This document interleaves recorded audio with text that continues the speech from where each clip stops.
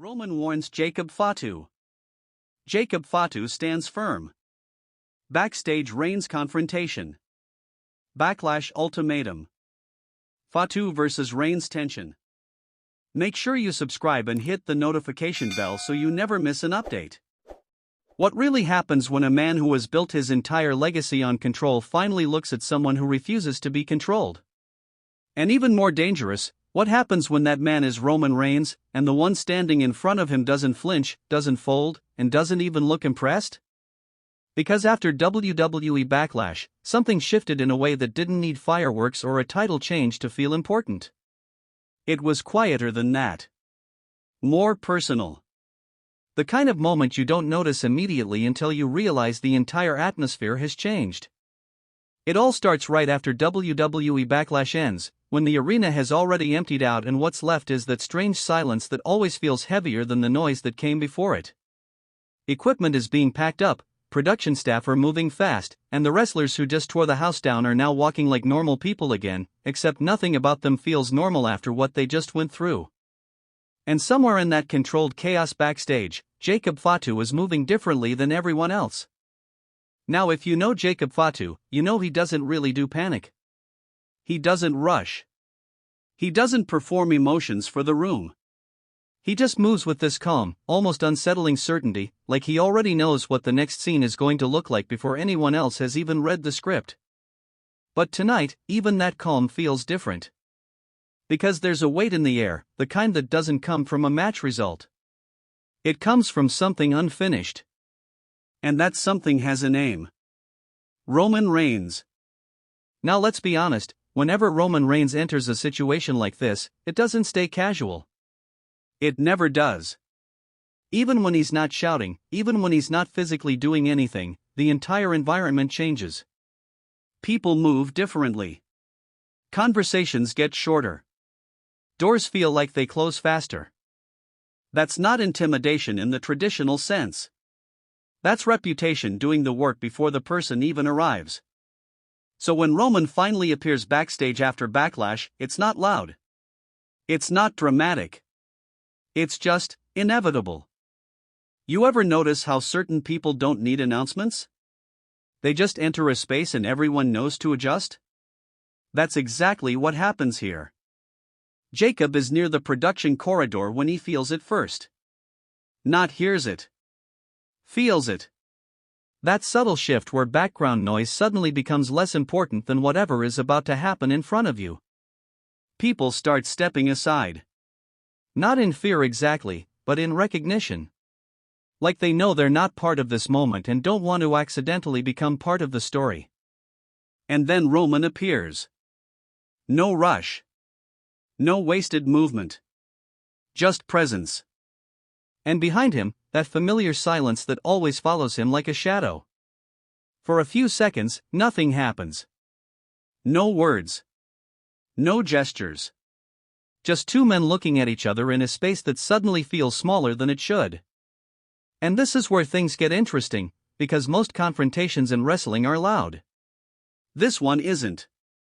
This one is controlled. Roman doesn't start with aggression. That's not his game anymore. He starts with certainty. The kind that sounds almost reasonable if you don't listen carefully enough. He talks about decisions. About direction. About understanding where things are headed and choosing whether to align with it or stand in the way of it. And the way he says it, you can tell this isn't a discussion. It's a conclusion being offered early. Jacob doesn't interrupt. Doesn't nod. Doesn't give him anything to work with. He just listens, eyes locked, expression unreadable in a way that actually makes people around them uncomfortable. Because silence can be agreement. But in this case, it clearly isn't. Roman steps slightly closer. Not in a threatening way. In a deliberate way. The kind of movement that says, I want you to understand this isn't far away talk anymore. And then he delivers it. Not a request. Not advice. Not even really a warning anymore. An ultimatum. Fall in line, or find out what happens when you don't. And the room doesn't react because nobody needs to. Everyone already understands the weight of what was just said. This isn't about one match anymore. This is about hierarchy. About structure. About whether someone accepts a place inside something bigger or decides to stand outside of it. Jacob finally tilts his head slightly, like he's considering the words, not fearing them, just measuring them. And that tiny movement alone changes the energy, because it tells everyone watching that the ultimatum didn't land the way it was supposed to. Roman notices it immediately. That's the thing about him. He reads reactions the way most people read text. And what he sees here is not submission.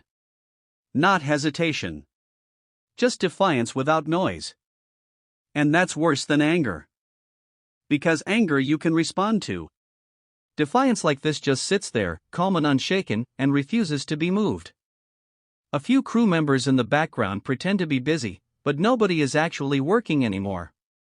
Everyone is just witnessing. One of them quietly mutters that this doesn't feel like a normal locker room disagreement. And honestly, it doesn't. It feels like two different philosophies colliding in real time. Roman continues speaking, but now the tone is slightly different. Still controlled, but sharper underneath. He talks about respect, about earning space, about understanding what happens when someone tries to operate outside the system that holds everything together. And Jacob finally responds. Not loudly. Not dramatically. Just enough. And that's what makes it worse. Because he doesn't argue. He doesn't challenge the structure verbally. He simply exists outside of it in his response, like the system Roman is describing doesn't fully apply to him. And for the first time, Roman pauses. Not because he's unsure. But because he's confirming something he suspected but didn't fully want to accept. This isn't going to fold easily. Now the air between them feels tighter. Not explosive. Just compressed, like something that's building pressure without release. Roman takes a step back.